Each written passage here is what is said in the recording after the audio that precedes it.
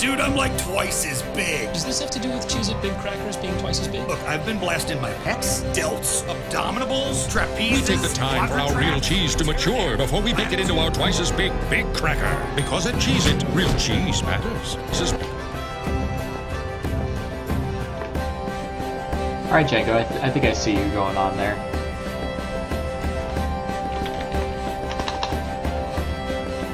Awesome.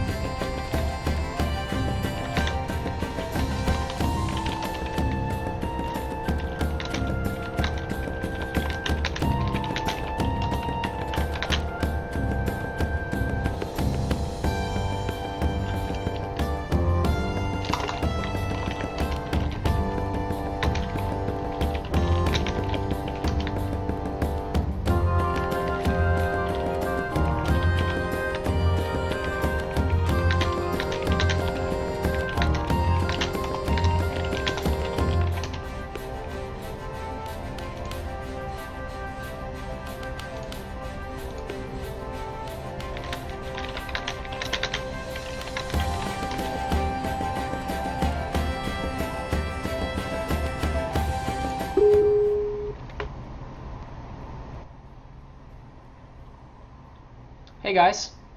Hey, how's it going? Not too bad. Welcome to this opportunity for AI and discussions thereof. Yay, my worst subject. Yay! So stuff to be able to have gone over. So for people who are looking at the stream and looking at recordings for the future, this content is pretty much just fairly improv. It's going to be a little bit of talk about how we're going to be getting work done, particularly for developing AI within Colony Capture, the game that we're working on. So a couple of things we're going to be going over today. We're going to be talking about what is AI and what kind of forms can AI take, and to go over some simple examples of strategies of how to implement AI and simple examples of how AI can take shape within a game. We're going to cover those things in particular and map out where we're going to be inserting various hooks to be able to do that within Colony Capture. So part of this is going to be a discussion between myself and you two, with Django having a lot of experience in game development in the past, and Tay having not really had experience with AI in the past. So I'm kind of an in-between. I've been working in game development for about 3 years, so there is that aspect of things.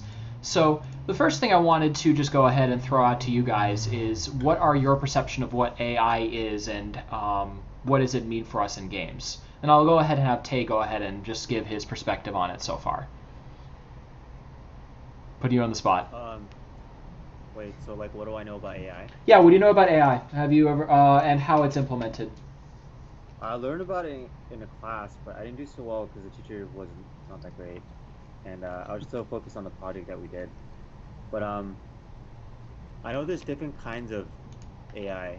Like I forgot the terminology for it, but like some of them evaluate the surroundings. Others evaluate like what they see, and then there are some where you evaluate like the best possible outcome or something like that. Mm-hmm. Yeah, it's different kinds of. I forgot the terminology for it though. Okay, I think I know where you're coming from. So based on that, Agents or something. what was that? Agents. Agents or agency? Okay. Yeah. Okay. Sounds like a term I learned about. Okay.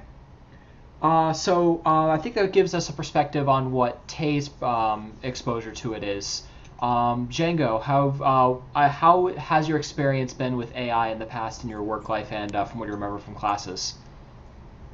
Well, from classes, most of my AI experience was basically learning about decision trees, which is basically just a way of, figuring out what an agent or, a character, let's just use the word character, can would want to decide, and pathing, which is how they get from one place to another. Now, pathing doesn't necessarily mean how something walks from one place to another, but it could also mean how something decides to do something and how it actually proceeds to do it.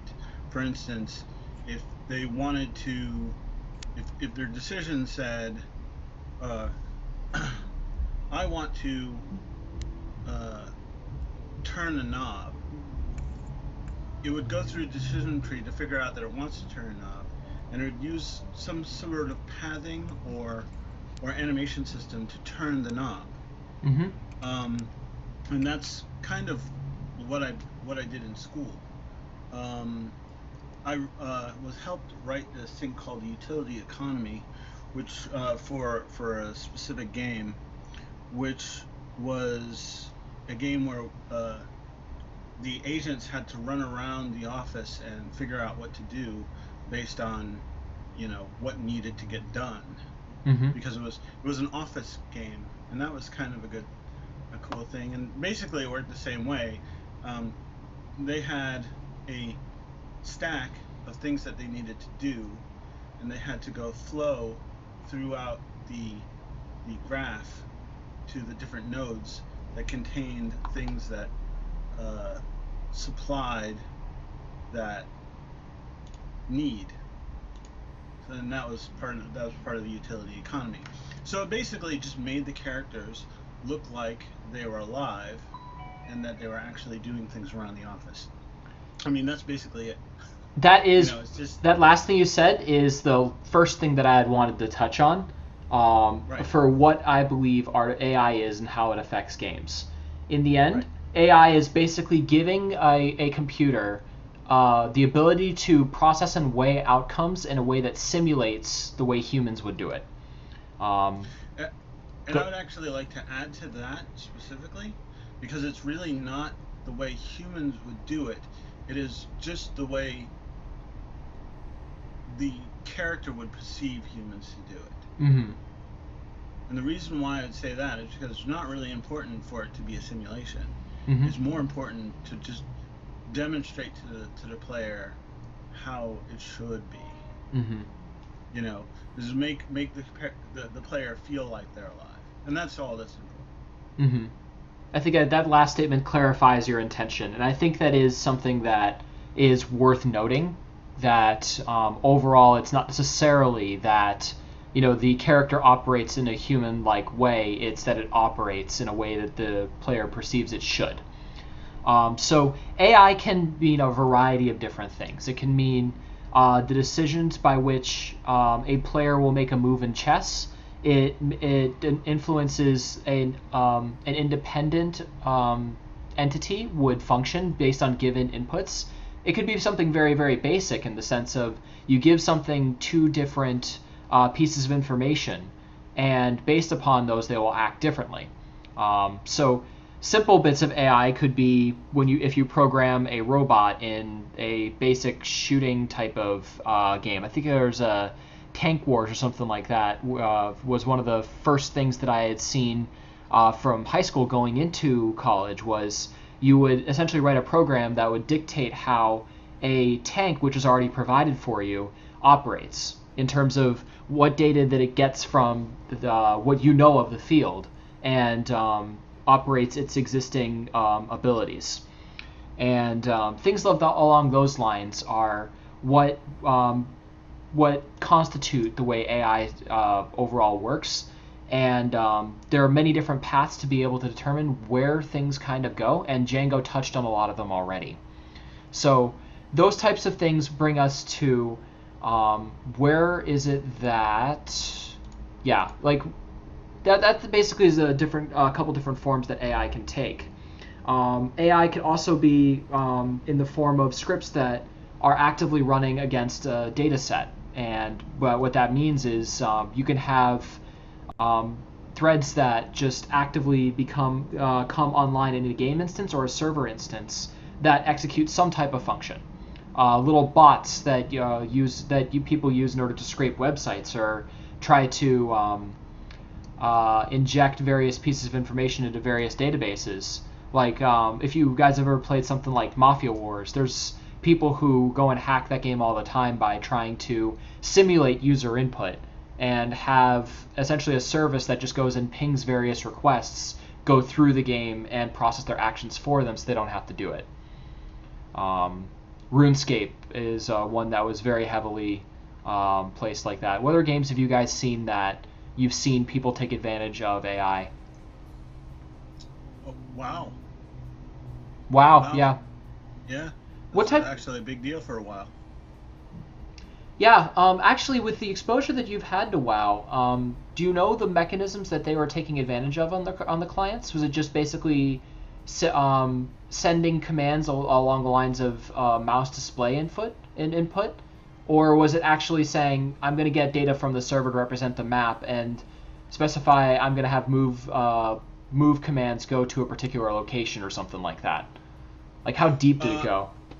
Well, it was all client-based, but it was really just something that allowed you to grind while you weren't there, for the most part. And what it would do is it basically walk around in a specific area, but it knew it was able to actually like figure out where things were because it had a portion of the map in its brain. Like you would actually go around the map and it'd figure out where all the obstacles were and where things would spawn, and it something would spawn there and it would go kill it and then it would go loot it and then get the next one, and you could do this while you're at work, and come back and you're level whatever and have all your bags full of goodies, and there was a big deal that where they were trying to prevent users from doing that. So you're thinking the data, based upon what you're saying, came from just basically the game. You're saying the AI had a section of the map kind of in its brain, as you called it, that it was data access. It was basically data that it had stored in order to know where things were, that it was able to get just by the player walking around a specific area of the map. But it was still client driven, so it would send commands indicating the user has moved to this area and is activating a particular thing, instead of just sending the message saying activating this thing. Right, exactly. And the reason I wanted... go ahead. Sorry. It definitely had to store some information in order to function. So the reason I was getting at that is I wanted to touch on the fact that AI can take forms of it simulates the action of a particular player, or it could just have things kind of run independently. And when you have an open client that represents some type of commands that the client can make, a server can, and if the server exposes functionality to say that when a particular function is executed, then that thing happens, you can start to do some pretty crazy things. Like being able to, if this wasn't checked on the server side, you'd be able to do things like grab any item on the map, regardless of where your character location is. And doing things like that allows you to readily speed through what the game is attempting to do. But most of the time, when you have AI on the server side, you're going to be using it to represent the way that NPCs or game characters will interact with you, or alternatively, just checkers to indicate patterns to say that someone on the client is in fact cheating by having these requests come through too rapidly or potentially even too rigidly. There's like patterns that humans have in their inputs that can be used in order to dictate whether or not that particular person is a human or not. So that's that. So I think that based upon that, the discussions that we've had here show that these are some ways that AI can kind of work. So let's go ahead and take a look at our colony capture instance, which I have in the top part of my screen here where my mouse is going. So this is colony capture. Our game consists of essentially a B here. Let's go ahead and restart this because I think that there's a problem we have with the game currently. So here we go. Here's our map. This is our main game board. Do you guys know the rules of Reversi or have played colony capture before? Oh, I yes, played we have. Reversi, and yeah.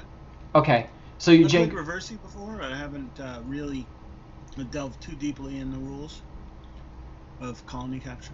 Okay, so colony capture is a game of Reversi with the ability to include extra characters that affect the board in new and different ways. So what we have here is a map with player 1 and player 2. With the yellow characters represent the player 1, and the red tiles here represent player 2. So in order to be able to accurately figure out what AI we should make use of for colony capture, we should know the way that it works. So there are 7 different B types that you can make use of. The basic B is what's called the drone here. The drone can be used in order to simply just play Reversi. If we only had drones between player 1 and player 2, it would function exactly the same, except it's on hex tiles instead of on a 4-dimensional a square grid. Okay, yeah. Yep. So just to illustrate what goes on here, for my first action for player 1, I'm just going to go and place a B here.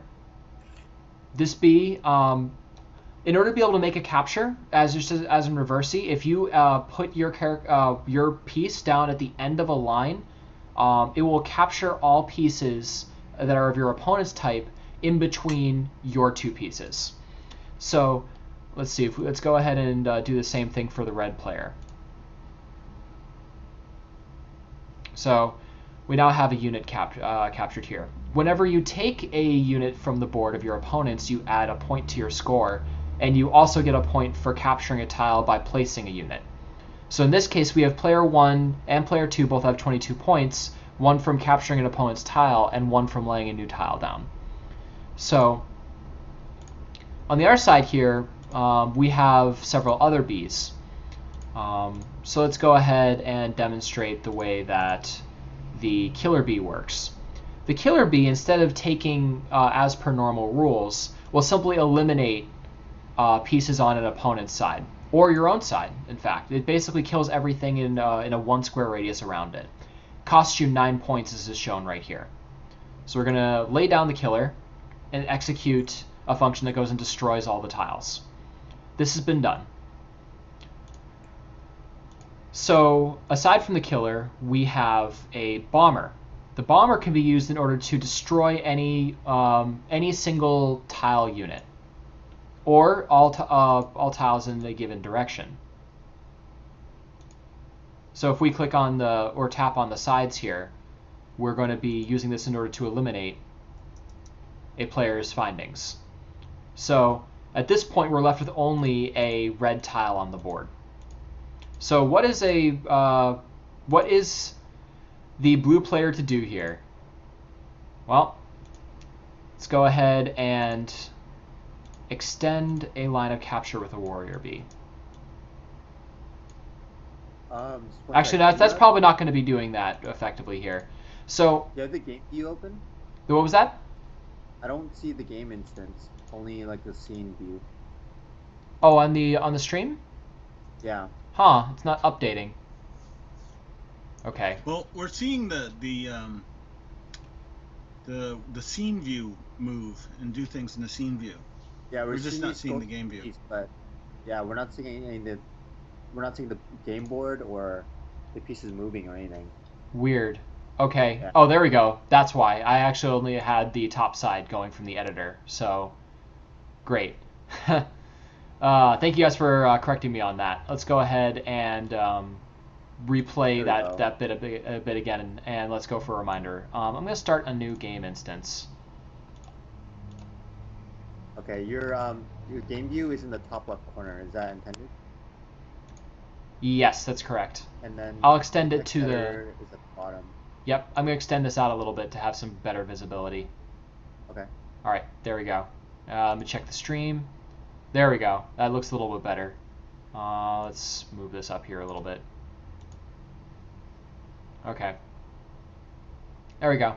So, yeah, let's go ahead and take a quick look through that again. So we have the drone here. The drone is the basic unit. So basic unit of reversi, drag down, and capture. So there we go. We have those pieces taken care of. And let's go and replay the same moves that I had before. And bomber. Here's our bomber bee. This guy goes and destroys things in a line. So let's go and do that. Boom. Bee's gone. And then we have ourselves a killer. Drop a killer down. Kill all tiles in a 1 square radius. Okay, so we have killer, we have bomber, and those are things that are defined. So then we're going to go ahead and drop down a warrior. The warrior allows you to extend the line of capture. So what the warrior does really is it acts as a normal drone but with a bonus, allowing you to be able to capture beyond where your previous standings were. So if I was to execute this particular attack, it will go and take the unit that was in between my two pieces, and then also take the pieces at the open spaces beyond it. So then we have ourselves on the red side more actions available. So I think at this point, let's go ahead and create some more captures here for a bit, because both players need to be able to gather some more points. So we're going to go do that.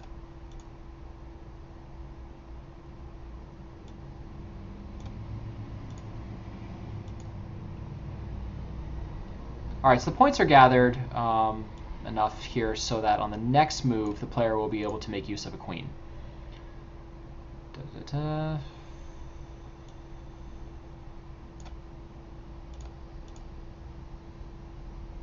So queen is the most expensive unit in the game, but what it does is it captures the current square, and instead of doing something very similar to the killer, except what the killer would do is it would enable you to destroy all units in a line, whereas the queen allows you to take control of various units that are around it.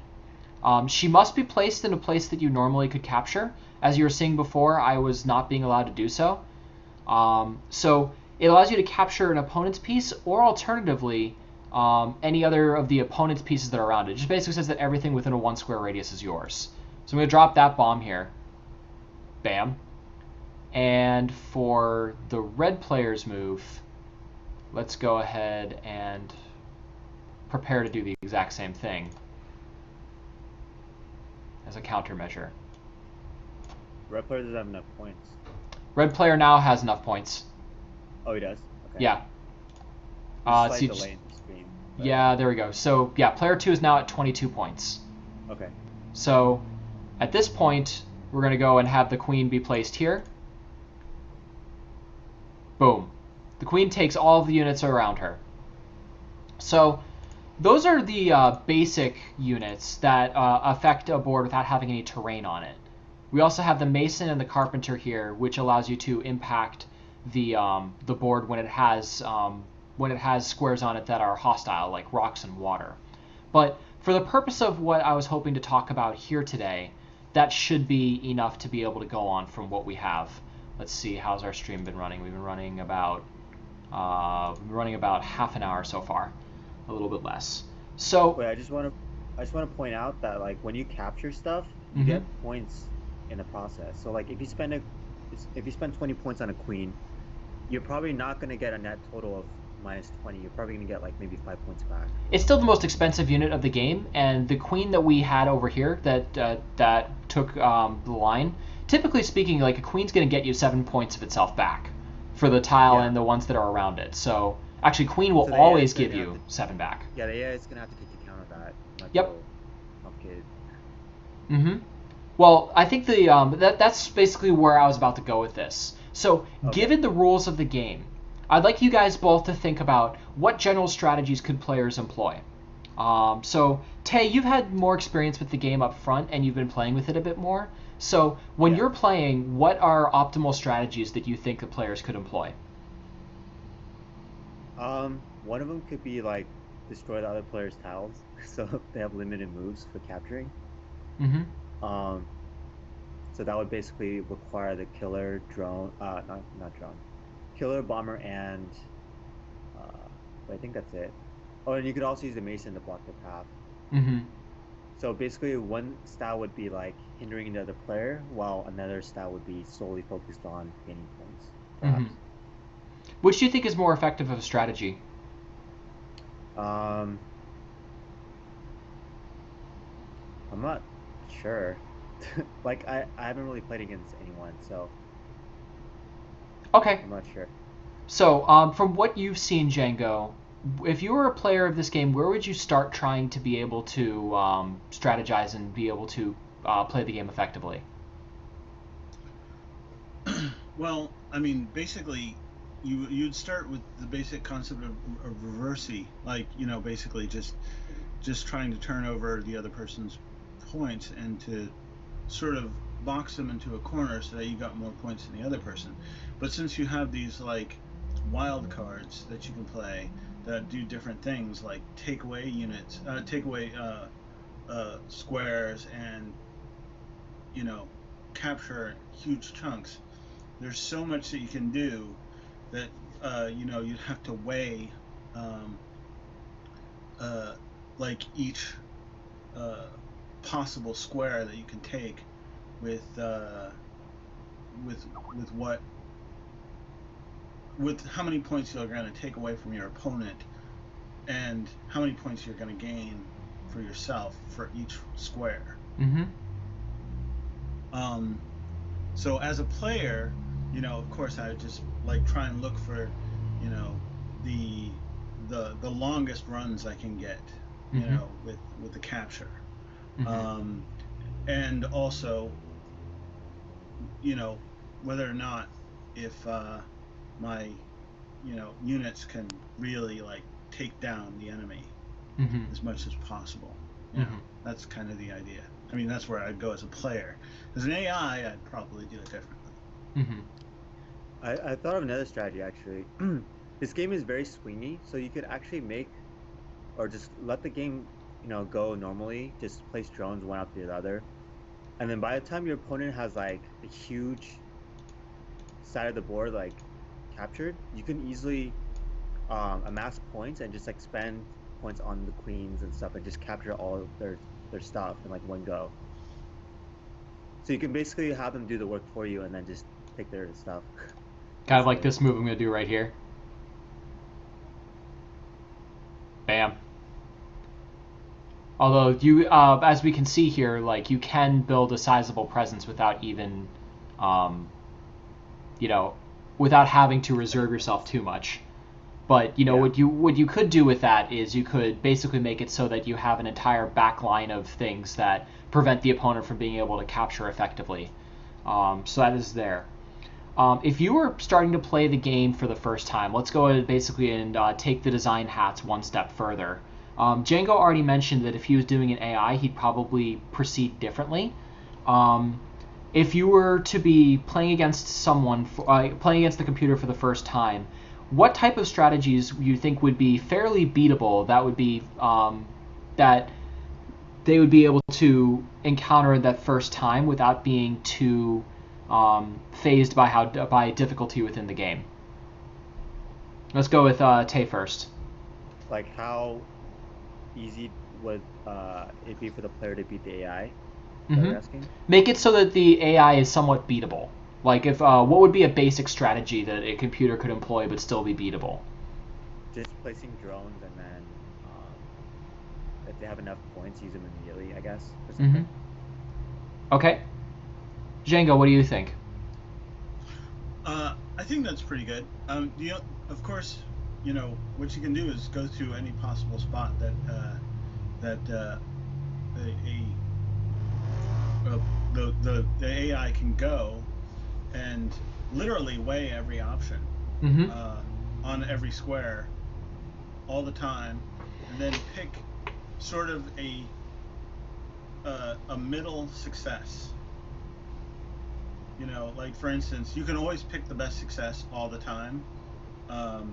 You know, by scoring each one for each unit, whether or not if they can go in or not. Mm-hmm.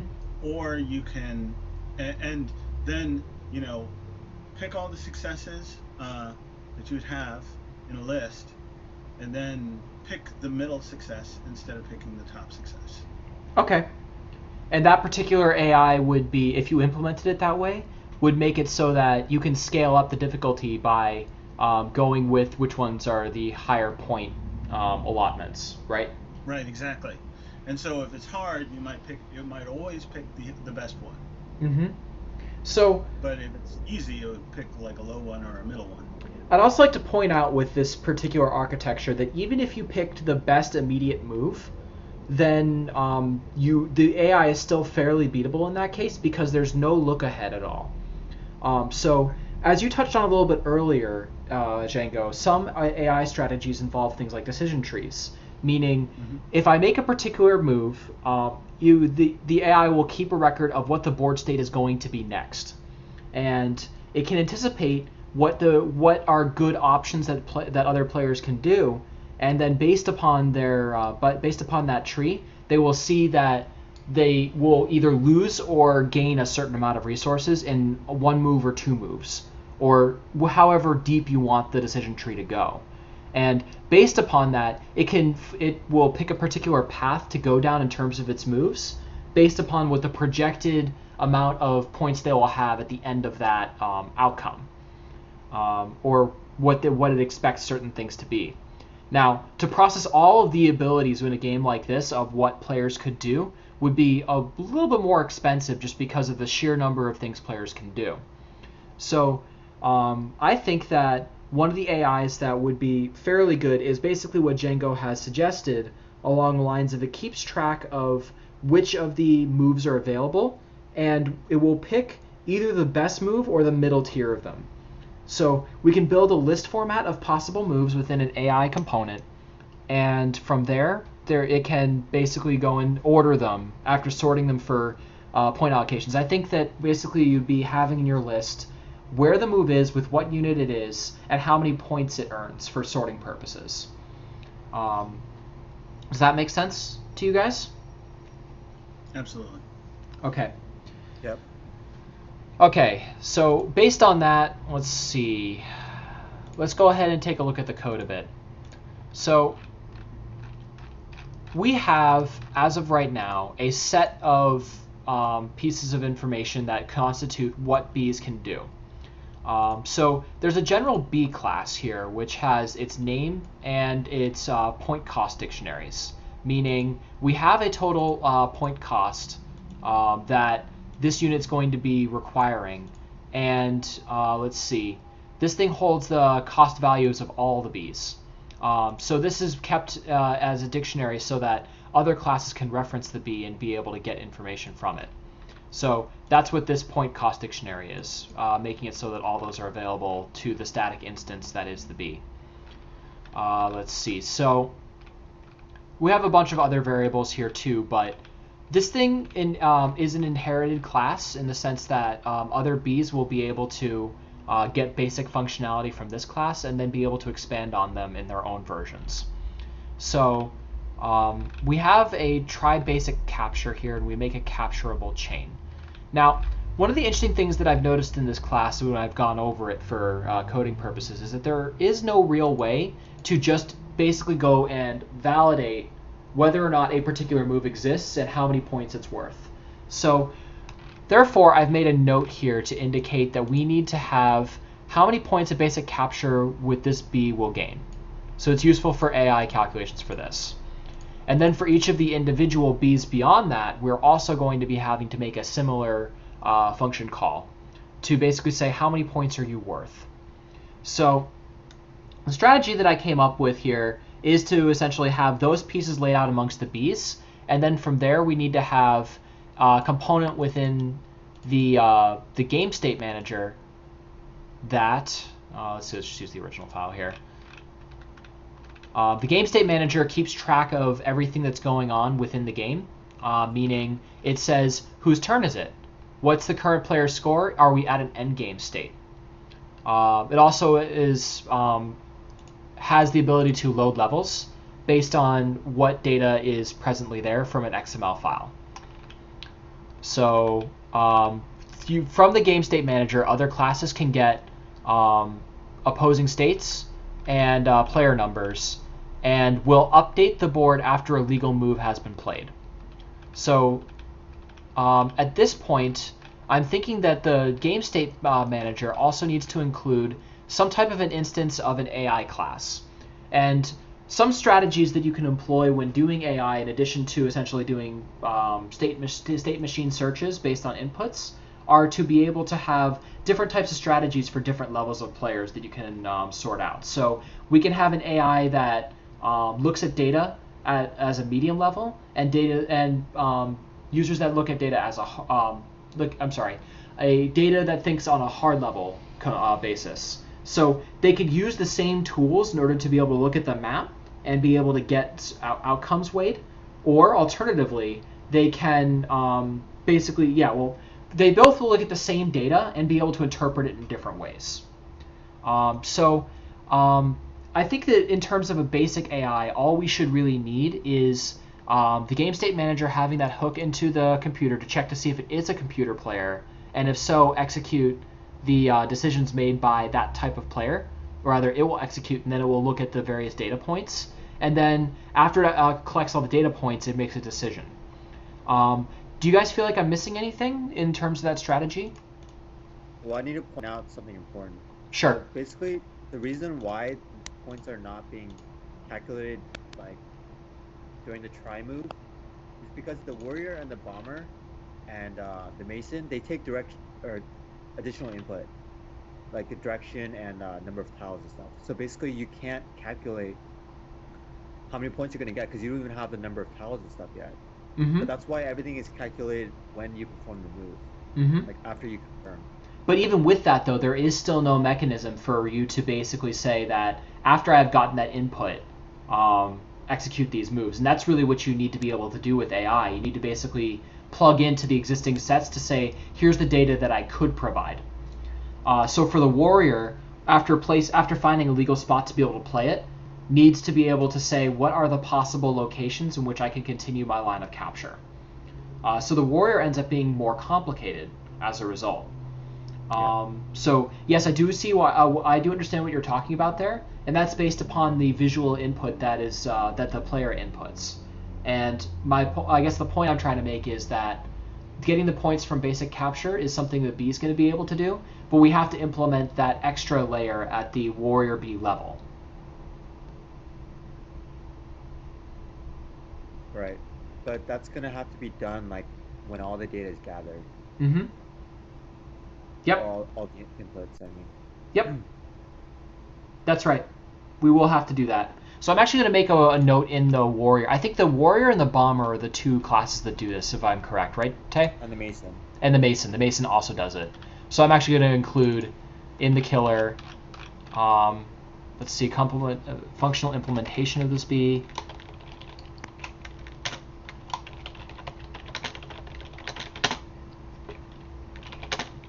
Complete notation for looking at the possible lines of capture for this B. And that is something that we're going to need to do for all three of those types. Let's see, so we have killer, we have mason,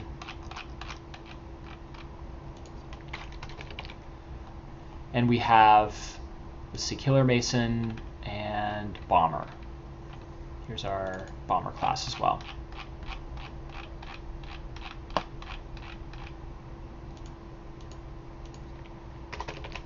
Okay, so there we go, we have those. Let's see, so that means we have highlighted that we need to be able to have an external function for processing what the B can do by checking to see what the various locations they can continue to make lines of captures on are. Okay. Django, do you feel like there's anything else that's missing here? Well, not really. I mean, except for something that it's going to go through all the possible tiles. Mm-hmm. But that's in the game state, right? Well, the game state manager is just going to have a trigger that says the type of AI that's going to be using, and the AI will then have connection to the different types of bees to be able to figure out what's going on. The game state manager also provides it with the data of what is the current board state. Right, okay. Yeah, I can't think of anything. Okay.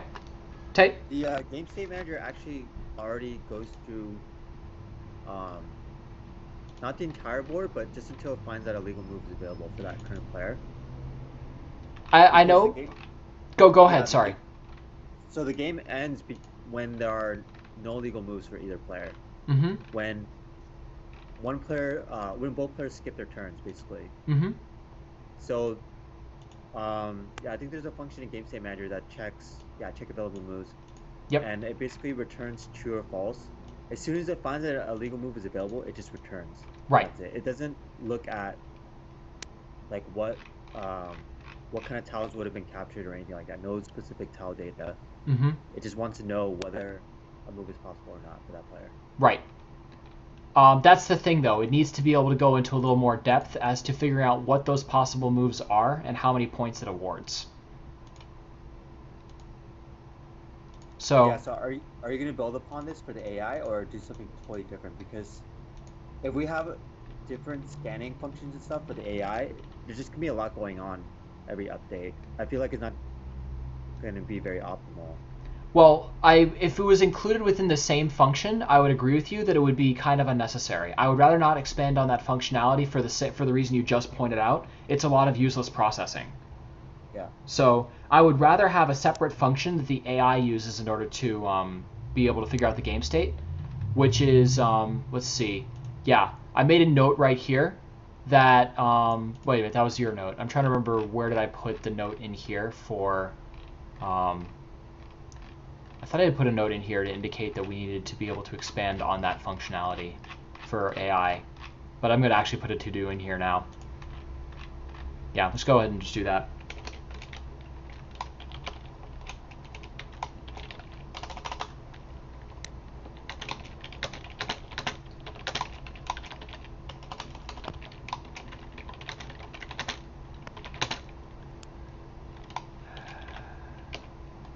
See, that would be check available moves.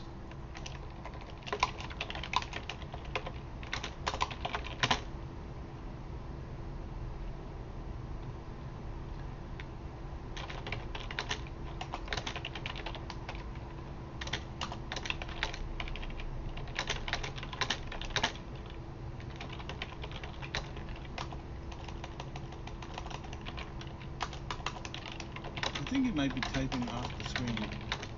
Am I? Oh, Uh, damn it. Let me go ahead and fix that. Let's see, let's take a look at the stream here. And yeah, moving this is going to be a little bit easier. There we go. Thanks for pointing that out. no problem. Yep.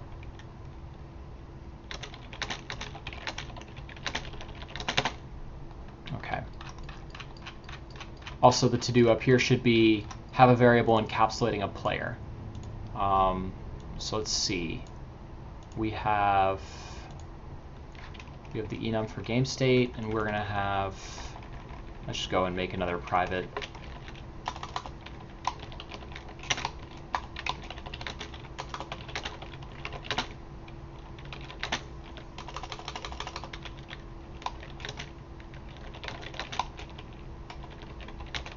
I'm actually going to go and put a link in here for the strategy pattern. I assume you guys have done some, what's it called? Design patterns in the past, right? Oh, yes. Very little. I actually wrote a tool that took a design pattern from Visio and made them classes. Nice.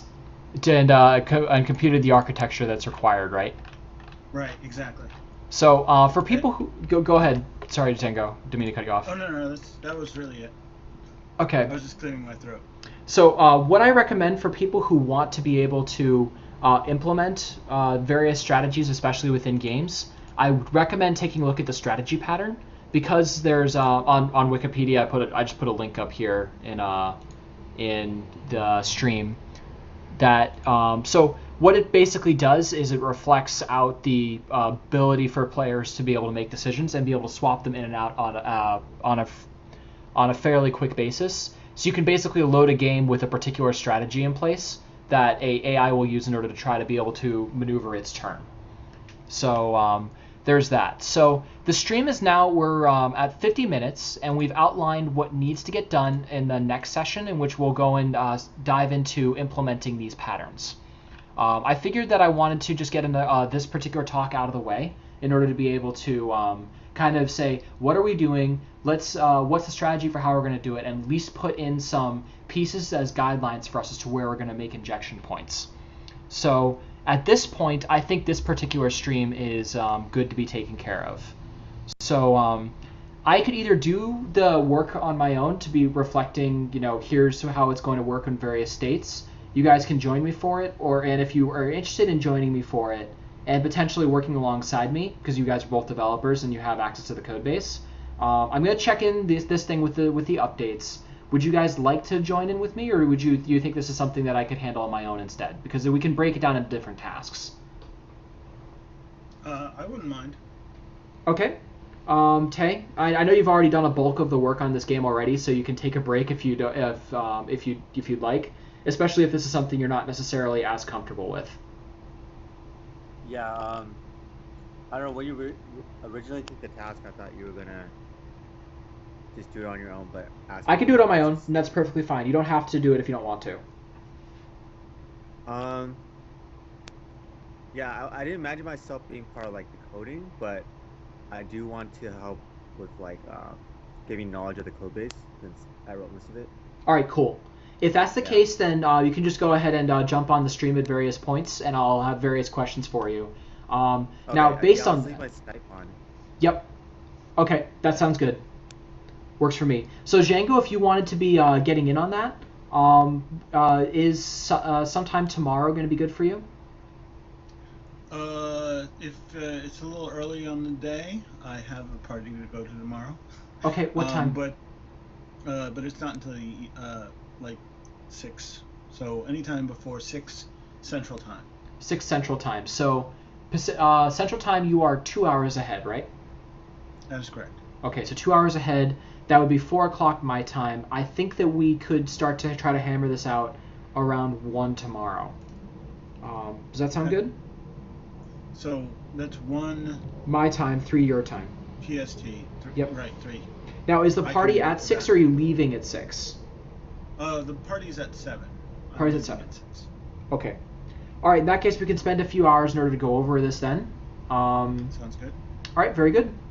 So I think that is good for this stream for now. Thank you guys for coming and having a discussion about AI. Thank you. Yeah, thanks. Yep. Bye. Bye-bye. See ya.